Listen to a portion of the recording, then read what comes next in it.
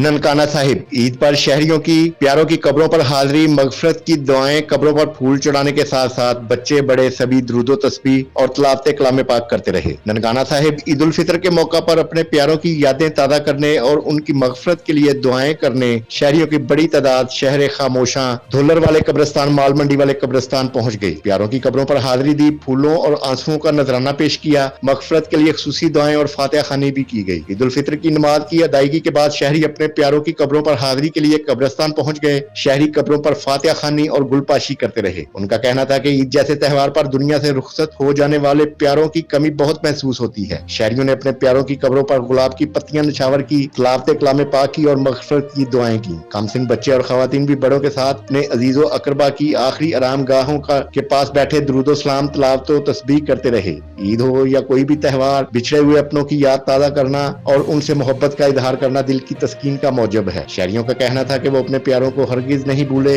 यही वजह है कि उनकी यादें हमें ईद के दिन भी कब्रिस्तान खींच लाती हैं और वो अपने प्यारों की याद में और इसाले सवाब के लिए महाफिल मिलाद, लंगरो न्याज का एहतमाम भी करते हैं।